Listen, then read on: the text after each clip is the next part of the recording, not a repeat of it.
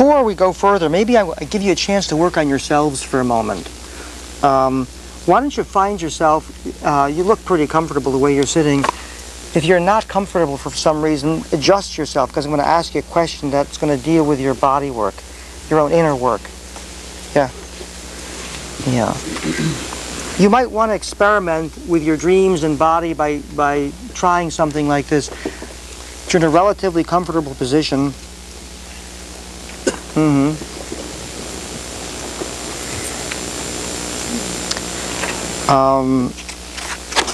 I'd like you to remember or think about a body symptom.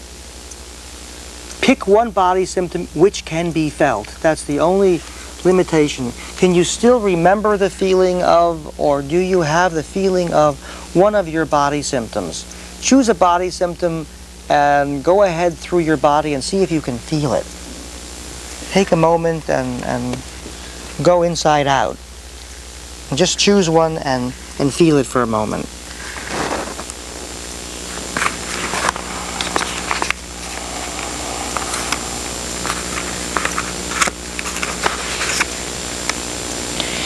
Feel it and just meditate on that feeling.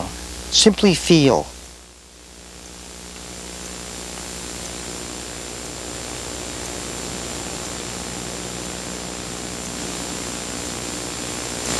Yeah. And amplify the feeling a little tiny bit. Exaggerate it. Don't hurt yourself inside, but exaggerate that feeling a bit.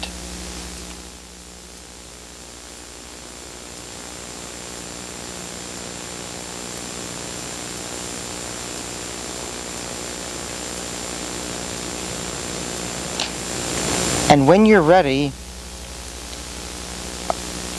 after exaggerating the feeling of that from that body symptom, experiment with making a picture that represents the feeling that you're having now. See if you can make a picture out of that particular feeling. Not just any picture, but a picture that represents that body feeling.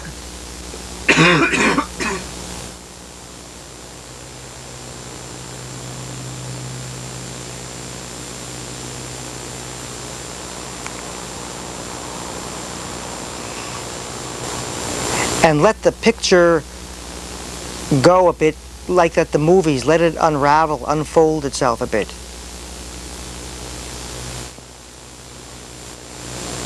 Like you're at the movies with that picture.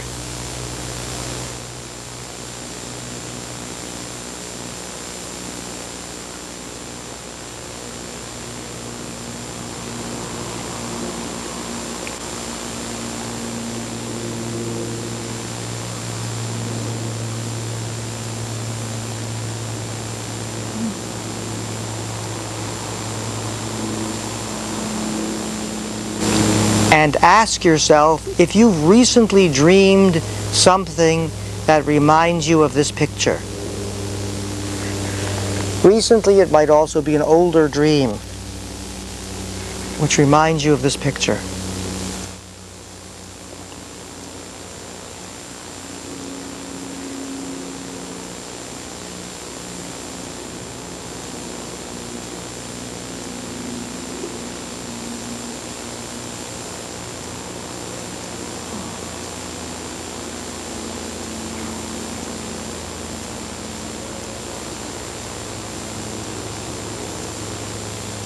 We could do lots more with those pictures and that feeling, and we will be doing it in the next couple of days, working on your symptoms and stuff like that. But I just wanted to give you a hint about connecting those dreams and body feelings. Could any of you do this? Could you connect to any of the dreams that you've been having recently? Yes? Yeah, a couple of you could do that. Yes? Now, was this a body experience, or was it a dream experience, or what? After coming across this dream body idea, I came to an impasse myself with my own work. And I realized that the concepts of dreams and body stuff were useful, but not sufficiently useful for understanding some of the details of working with altered states. And this division between dreams and body stuff, that is a division that goes back a long, long ways. It's what you might call a Cartesian impasse. I was like blocked. I didn't realize that I tried to start understanding things. Was this a body experience or was this a dream experience? And a lot of things that happened were in this in-between realm. And so I settled it myself, this problem about whether things are body experiences or dream experiences by dropping the vocabulary of dreams and bodies altogether and starting another vocabulary that comes from information thinking. I no longer was interested in saying this is a dream experience and this is a body experience. They are channel-oriented experiences, and I left the discussion of Jungian psychology behind and body work terminologies and energy terminologies and started thinking in a way that would allow me later on to work with people in the strangest states without upsetting my own mental framework. And it was this, that I worked with various information channels, and one of them, the ones we were just working in and the ones that we're going to be working with the next days, what I call, when I say proprioception, what I mean is feeling inside your body, which is not related to moving directly. It's feeling without movement. People say, I feel something. And there is another channel, we separate them. Movement is a realm unto itself, a channel of expression and experience. And there are other channels which we all know a lot about and work with a lot. There's auditory experiences and visual experiences, and there is a spiritual channel in which you can sense things without locating where they come from. And there's relationship work. I call relationship a channel as well, because sometimes you experience yourself, you know yourself through the mind and eyes of another person. And I started to work this way, and it may help you understand the following experience, for example. Think of a little girl with a bone tumor. She comes to me. Now, while I tell you the story, I wonder if you could follow what happens, not just in your regular way of following, but could you follow in such a way that you're able to guess at which channels this child's process went through. She comes to me and she says, "Ooh, I've got a big bone tumor." "Look," she says, "here it is. Do you see it?" And then I say, "Yeah, but what is it?" She said, "Doctors say that it's gone all over my body, it's going to kill me." So I said, "Okay, but what should we do with that?" She says, "Take a look at it." And I look at it, and I said, "What does it do for you? You look at it too, and what do you see?" And then she says, "What do I see? I see a balloon," she says. "And what is the balloon going to do?" And she goes like this. "The balloon is going up in the air." So I said, "Go ahead and look up in the air and see what it does." She said, "Oh, when I look up in the air," "Oh," she said, "isn't that interesting?" Did you see what I did? My hand? So I said, "Let's go up in the air together in movement." We go up and we start going like this together, and after a few minutes she says, "Oh yeah." She said, "That balloon is now going down, or is it going up?" I thought to myself, if the balloon continues to go up, what do you think is going to happen to her? Yeah, she would explode, and most people where the balloon keeps going up and doesn't come down again, they go up and they don't come down again themselves.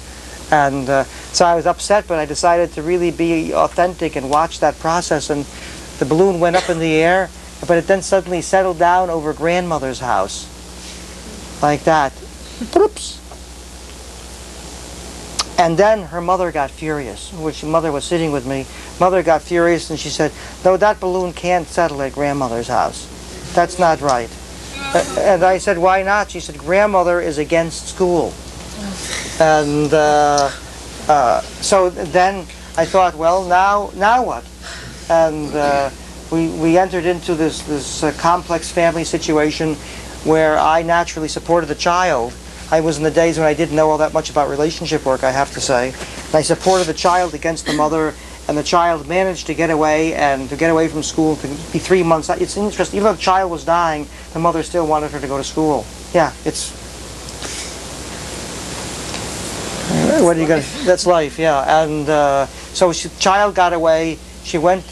She lived with grandmother a while, and this child never got operated for that tumor. And for some strange reason, this is like one of these textbook stories. The child got better, and the whole thing regressed, and she was like fine after a while. But the mother never paid me.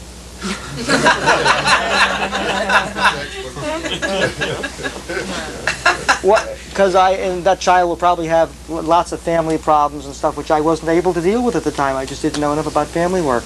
And the mother knew enough to bring the child to you, though, yeah. in the first place. I mean, yeah. Were you a GP at that time? No, I was just in the psychological practice, but her doctor told the mother that sometimes amazing things would happen if children came to my place. So the mother said, can't lose much. Who knows now? But there's all sorts of questions about this. Like, for example, the channels. Could you follow some of the channel thinking? Was this a body problem? Was this a dream fantasy problem? What was it? There's so many ways to think about things.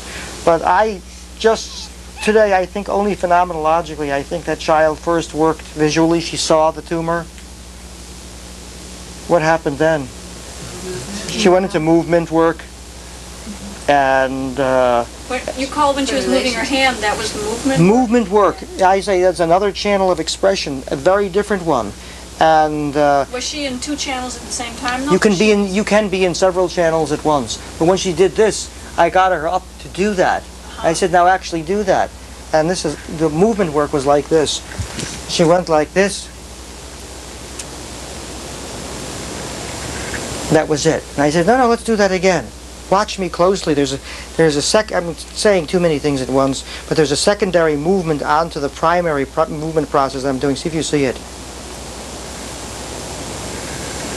Look at her eyes. Good. Hands going down, fingers going down. Yes. Watch my fingers. Watch this.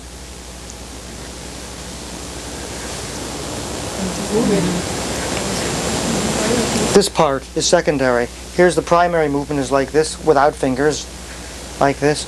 And the secondary thing that's happening on top of that process is this. And then dropping it again. So that's why I said, well, where does this thing want to go? And you just have to touch somebody in their arm. We'll show you different kinds of movement work. And her hands went up, and she went on with the balloon and went up like that and stuff like that. But to complete things, you have the next stage in a process always manifests itself as this little teeny bitsly double signal thing. It's like a piece of information that can't complete itself in any channel. That's where the next stage in the work is. How do you pick this piece? Because there would have probably also have been other informations, maybe a little movement in her eyes or a twitch in the foot. Is it just like your intuition, what you happen to perceive? Each of us has a special gift in observing. And at that time I had been looking very closely at movement stuff. You may have seen this in another channel as well, but this is where it appeared to me. I didn't see it in another spot. So I worked with what I saw. But you can work, there is no one way to work with processes. You can step in at any one point. At another time, maybe her voice would have gone up also. My question is about choice. That, you choose what feels right for you. There is no correct choice. I cut you off. You want to go ahead? Yeah. The way you make it sound is like there is one process and this is what is happening, and you only can pick it up or you can lose it. True. If you're good, then you pick it up. And my question is, isn't there also something like choice, that you choose, oh, now we're going to go down again, or now we're going to go further up? No, yes. With the balloon. I do understand you. Where you come in also. Yes. Whether she goes up or down, though, they may have something to do with the environment. but as a whole you can't organize processes too much. If because of you she goes down, and when you're not around, she'll go up again. Even in relationship stuff. But that depends upon the individual situation. Maybe she didn't know me. You could say, maybe some other children have decided to live because of me. They said, no, I want to come down and live here on earth because you're here. But I know that now from my experiences, they came down and stayed a while and later died. Yeah, you play a big role in what happens. There is not just one single thing, not a piece of fate without a change possibility, yeah. Yeah. I think also it's a matter of feedback. If you want to try something different or you think something else is happening, you try it, then you look and see if you get good feedback about it or not. If you're on the right track, you'll get good feedback, and if you're going in another way that isn't exactly where the person is at, then they'll give you negative feedback. Yeah. Yeah, you know. Yeah. Now I have to ask you, what is healing? This child got better. Yeah. You know what stands out though is that you've encouraged a movement that you are sensitive to, and by giving space and that support of your presence in that space, to me that's where healing comes through, yes. Through the space. Yes. And so that what I'm hearing is that in your sensitivity, you're following the intelligence that's in that little girl. Yes. Enough to trust it rather than anything you've ever learned. Yeah. I feel it's in the space. You got it. I think that way too. But what is the healing process itself? This is healing, but what is it? What? Love. I mean, love. That feels right to me when you say that. You go to a physician and you say, what is healing? They'll say, well, the physical chemistry changed in the child. An analyst might say that the child integrated a part of herself that had been split off. The part that wanted to be out of school. The balloon part. I finally have to say, after all these years of working with people, I don't know what it is. It is really mysterious to me. I work with people and I see things happening, and the only thing I can say about healing is that there is a change in the way you feel inside. And that feeling business is a very mysterious business. If you truly feel differently about something, that changes all your chemistry and stuff underneath. But and the way that you do feel differently is what you said. I think you give space for the process that's inside of you to unfold regardless of what it is, and that makes a feeling change underneath. You feel better about it. And but I'm going to leave this wide open. There's a lot that I just can't understand about what I'm doing. If I try to think in my old way in terms of physics, I don't understand it. I just don't understand it all. And that's okay. It's like a mystery school, working with phenomena without knowing exactly what. For example, this is not something I wanted to tell you about. I think this is a complicated thing. But I want to just mention Philip, who was dying a couple of years, last year. What was it now? It was 2 years ago. 2 years ago in a Zurich hospital. And the guy he's like choking to death. Oh, that's nice to have that door open. He's choking to death and he's drowning. It's the last moment that he's alive in his life, and we've been working with him all night. And I open up the door and come into his room. He'd just been downstairs in the kiosk doing things, and he's choking and he's all blue in the face and his hands are gray. He's dying of leukemia, and he goes like this. And he's a very thin man originally. Now his body is all bloated because his kidney. He has had kidney failure. The water doesn't go out of his kidneys. You say to him, "Hi there, what's going on?"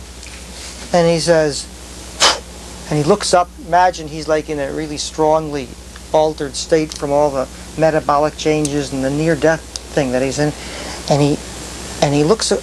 His eyes open up across the bed, and he says to me, and Amy, he says, the problem. The bottle. It's just too small for the spirit that's inside of it. It's 2 centimeters too small, he says. So I said, fooling around, no problem for me. We can solve that one. And he said, well, how? I said, well, the way is just take the cork off the bottle. Give the spirit a little more room. Ah, what a good idea. Now, any of you, I think, would have done something, or you think something very similar. So we take the cork out of the bottle. He says, where's the cork? Where is the cork? Well, where would you say the cork is? Watch me. I'm lying in bed, and I think,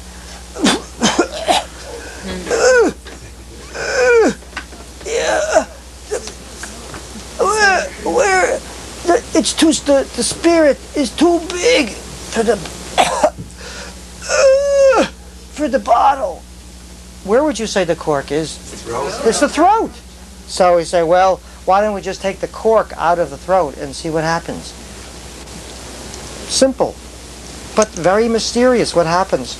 The guy goes like this. And then he goes through an Esalen thing that you guys know about. He starts screaming and he starts yelling even though he's like dying. And he starts going this long, amazing song. We all sang together. We started singing and making a huge racket in the Kantonsspital in Zurich. We're afraid of all the other patients, and the staff was coming in, what's going on here and stuff. And now for some reason, and here's the mysterious thing again, the guy's kidneys begin to work again. And he starts urinating. That's a big thing when your kidneys don't work.